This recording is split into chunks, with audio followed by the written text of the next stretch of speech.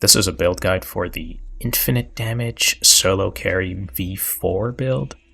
The build ID is 257951, or just use the public guide list. It can be found somewhere at the top. So before I explain the build itself, I need to explain some very important strategies that every McGinnis player or every Deadlock player should know before getting into your next game. And the thing I'm talking about is very simple, but also very effective, and that is... I'll deal with the troopers. So your job as a McGinnis in every single lane, in every single matchup, is to clear the wave, which basically means to kill all 4 troopers and shoot the orb that floats over their head. Alright, pause. Alright, so look at the current situation. We have killed 4 troopers, and the enemy has killed 1. Our wave is going to crash into their guardian. So what do we do now? We walk up, and we shoot the shit out of them. Also, holy shit, you can stay up there. I did not know that, what the hell. Also, he doesn't win this gunfight. There's no way. So anyways, the idea is while they are preoccupied with the wave, they have to choose between securing souls from troopers or trading hits with us. And they also take chip damage from our troopers if they're too close. This effectively makes it so that we're always going to trade better into them, and even if they shoot us back, we can always just shoot the Guardian. And again, since they have to focus on troopers and securing souls, we'll deny their souls if they get too distracted. So it's the same strategy for the second wave, the third wave, and every other wave after that. It's super simple. You can just do this on any other hero, but ideally it's an M1 hero because they can shove waves the fastest. And yeah, so now that we know how to shove waves, we can move on to the item build. The build is called Infinite Damage Solo Carry V4. Despite the flashy name, it's actually an objective destroyer build, which later transitions into a build that was optimized for destroying objectives into killing enemy heroes very quickly at that. You get the best of both worlds with many upsides and some downsides. So everything in the build has annotations and explanations if you just hover over the items. If you want to bother reading, that is, but I'll still be going through most of the items, or most of the core items that defines the build. So starting off, we have monster rounds. This is the single most effective wave clearing item in the game, minus cultist, which is the item we usually buy first. But there are exceptions, depending on your lane matchup, the amount of damage you're taking, or the amount of damage that you actually expect to take, which I'll also explain in detail later. The second item of the build is also our first power spike, which is Tesla bullets. That's right, a 3200 item. But it's not just any 3200 item, it's the best 3200 item that you can buy, period. There's no other 3200 item that can provide the same value as Tesla at minute 4 to 6 of the laning phase, which is usually when you expect to pick it up, assuming you've completed the necessary steps to make full use of your Tesla purchase. So what I mean by this is there is a certain checklist you need to follow to ensure that this purchase doesn't end up doing nothing the second we pick it up. So like if you pick up this item and you have like 30-40% health, you're gonna lose a lot of value, especially when you're like trading. You definitely want to pick up this item when your health is relatively high. So the first step in order to achieve our goal of rushing a 3200 item is that our health needs to stay pretty high from the second we buy it. Otherwise we'll only be able to apply subpar pressure with a high damage tier item of this caliber at this stage in the game. So normally players just buy items like extra regen or like other regen items to sustain themselves using souls. But McGinnis, she's able to get around purchasing these items because she has a built-in heal, which you immediately rush to tier 2 for the cooldown reduction without getting tier 1 in wall or tier 1 in turrets. Basically, we are using our heal as a substitute for regen. which also helps out our ally, and in turn will help us achieve a very early Tesla bullets, but unfortunately, things aren't that simple, and there are a few other obstacles we are going to have to account for before buying this item. We're not always going to get away with rushing a Tesla. Sometimes your enemy lane matchups are so hard that you cannot effectively rush a Tesla, so you'll have to make other item decisions before you pick up your Tesla. Okay, so for example, if you are against two spirit heroes like Pocket plus Holiday or Pocket plus Lash, these matchups are considered dual spirit matchups, which is like one of our worst matchup types. It's very risky to rush a Tesla against these aggressive spirit spellcasters, so we are usually forced to buy an Enchanter's Emblem, second item, after monster rounds, and continue buying Tesla right after. It's not too bad to delay it a tad bit, but it's much more safe, and it's a consistent way to itemize against our toughest matchups. So sometimes you can risk it, but do it at your own discretion, because if they aren't really applying pressure, you can usually just buy it and gun them down, but it's much safer to have a safety net in Spear Resist, especially if there's like two of them in lane. A really good way to know if you want to buy the Tesla bullets instead of buying the Enchanter's Emblem is you look at your current health and you look at how much spells they're casting. And if it doesn't look like they're casting very many spells, you can probably get away with it, even if they have like a dual spirit lane. But again, this is at your own discretion type of thing. At least you know that if it doesn't work out, next time you can safely buy the Enchanter's Emblem. It was at this moment.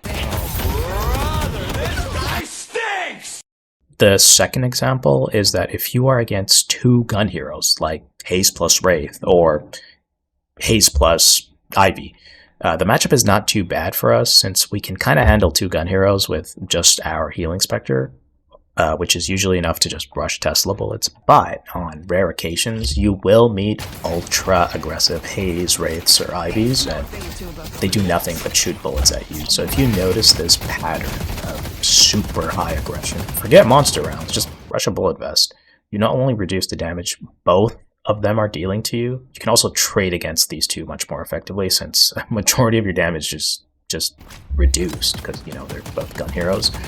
And then you can just make Tesla right after and follow the build as normal. The thing we need to understand about rushing expensive items is that ever since the shop rework, pretty much every single item in the game was reworked to have almost no extra lines of stats, and every type of item only gives us marginally diminished increases to our weapon, vitality, or spirit, in addition to going from 16 slots to 12 slots.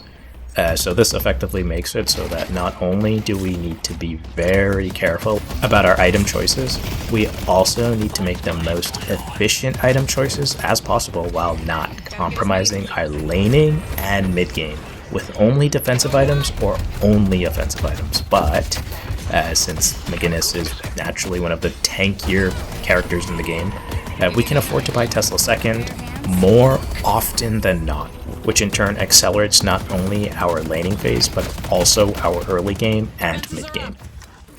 The next two items are self-explanatory, Extended Mag and Titanic Mag. They give you ammo so that you can shoot more of everything. And so we'll be needing these bullets when we shoot objectives and enemies. Extra damage is nice too. The next item we pick up is Bullet Resist Shredder, which enables any other gun hero on your team, including yourself, since you are shredding the resist, to deal multiplicative damage, not only for yourself, but also your teammates. Like, if you won your lane and are ahead, you and your partner can threaten to kill walkers relatively early and quickly, since the shred from this item does work on all objectives. And also, don't sleep on the defensive stats from this item, because they are insane. And you get the best of both worlds for this offensive, defensive item. Sorry. So Hollow Point is our first big damage item after Tesla because of its conditional passive, and a pretty high amount of weapon damage on top of another defensive layer of 150 health bonus. It's also one of our third power spikes combined with Bullet Resist Shredder. Again, a best of both worlds item shred that stacks with Bullet Resist Shredder that also works on objectives for a total of minus 24 shred after diminishing returns. So it would be minus 25 if you just added everything up, but after diminishing returns it's minus 24. And it lasts for a decent amount of time, so even if you lose the passive, like if you go under the threshold for the hollow point buff, you likely triggered it before you lost like all your health. And hollow point and bullet resist shredder is also our second power spike, where we are obscenely strong for not only killing objectives but also enemy heroes. Like, they get deleted from our double shred, and it just so happens that so do objectives like mid-boss, walkers, and even the patron, because I mean it was designed to do that. Next item on the list is Swift Striker. It's an item that complements the Objective Destroyer playstyle by adding fire rate that isn't conditional, like, say, Burst Fire, which you get a lot more fire rate, but it doesn't trigger off buildings, only enemy heroes. It's also just good in general, and it's not too far behind Burst Fire for half the cost. Moving on, we have our third power spike of the game, which is Vampiric Burst. This item is extremely good on McGinnis because it gives us extra shooting ammo on active, and sometimes it's uncounterable amount of lifesteal for the duration, unless they have like 2 sources of anti-heal. So it costs 6,400, but it also gives us base vitality for that cost, 10% bullet resist, and even a base 100 health. It's another all-around defensive, offensive winner. Split Shot. It's probably the cheapest, most effective 1600 item in the game, conditionally, assuming you hit conditional. The thing is, when I first made this build, I didn't care about the item giving weapon damage, like the conditional, if you hit more than 2 enemies at once. I just bought it because I had a shit ton of damage, and I just wanted to spread that damage if the enemies were grouped, and demolish them. So this item is currently carrying the build, and it's a cornerstone of the build. Fleetfoot, not much to be said. We are slow as bricks since we've delayed our mobility for so long, and the ability to shoot without move speed penalty is just so broken. So Blood Tribute did not need a buff. Dear Valve, if you are watching this, please revert the buffs you did to this item. Literally nobody asked for this item to be buffed. Literally nobody that was reasonable. It was a very good item before, it was just a little bit hard to use, and pretty much every reasonable player would agree to this. Like, the amount of spirit resist that you get from this item is not okay. This item is incredibly broken. Nobody asked for this. Do the right thing. If you are watching this video, remember to abuse early and abuse often. Just remember to turn off when you're healing or like when you're out of fights. That's about it. This item is absolutely busted. And our last item that we're going to be talking about for like the main portion of the build is Healing Tempo. So Healing Tempo gives us Spirit Resist, Fire Rate, Heal Amp, and Move Speed in an area of effect, you know, because we're using our Spectre. And so it's freaking OP. Like, I don't know, it's like really good. I wouldn't say OP, but it's like, it's so strong. But I also want to point out something interesting, and that is, at this point of the build, we have 175% fire rate in this build, as long as we activate everything, with dual shred, with all these cost-efficient items. 175 fire rate. Do you know how high that number is? Like, it's no wonder this build does so much damage. We have so much fire rate, and we have so much shred, and we have so much base damage. Everything gets destroyed. And as for the rest of the items in the build, they're pretty much situational, and the other items in late game are pretty much in order of priority, but you don't need to follow the priority. You know, you could just buy them if you think it's right.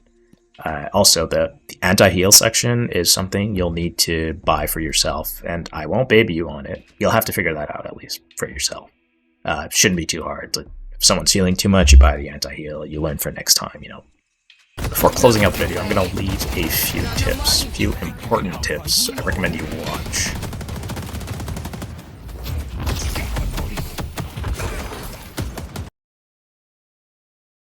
Don't use your turrets without a really good reason, or in other words, a good purpose. These turrets, when killed by the enemy, are worth the same amount as an entire trooper, and if you let too many of them die to the enemy, they can get far ahead in souls, and their ultimate abilities will be unlocked before you, which is a very bad thing. A good reason to use turrets is when you are applying pressure to a Guardian. Another good example is to use it behind your Guardian if you know the enemy is committed to a push. There's a lot more examples, but keep in mind to use it with purpose, so you don't endlessly feed souls to the enemy, because they are worth quite a lot. What to do after laning phase? So first, we need to know when the laning phase is over, and that is simply after you or your opponents destroy a Guardian. God, we actually lost. Okay, we're gonna have to hold the lane, and we're gonna have to freeze the lane, and we're gonna deny all their token XP. Don't kill the wave. We're gonna punish them for this. Destroying the Guardian usually means you are ahead in souls, which means you should be able to push out the wave, and if it's at least 6 minutes in game time, you can steal enemy camps in between catching the wave, but don't always assume that the enemy will push back the wave. In some cases, they will freeze the lane close to their walker, which means if you don't actively shove the wave before leaving, they can deny the entire wave, making your decision to steal the enemy jungle camp or help out another lane a pretty bad decision. I won't talk about this in too much detail, I'll explain it in another video, but for now just remember that this can happen, and the best way to avoid it is constantly shoving the wave. After you hit your power spikes, you want to run at enemy objectives and try to destroy the walker, which you will probably die for, and in the case of this guide, can be done after your second power spike, which is after you pick up either bullet resist shredder or hollow point ward, or ideally have both of them. Just remember the mid walker is harder to down because it has almost 2 times the health of a side lane walker.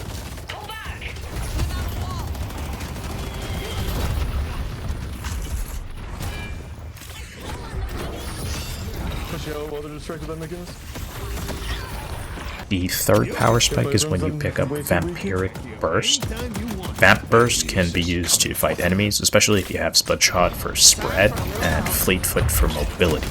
After this point, just abuse Blood Tribute and Healing Tempo to become the greatest stand your ground hero in the game. A few more things before I end the video. If you enjoyed the video, or if it was helpful to you, would appreciate if you subscribe. Maybe even like the video. Be sure to follow me on twitch.tv/Elendilli. And thank you for watching.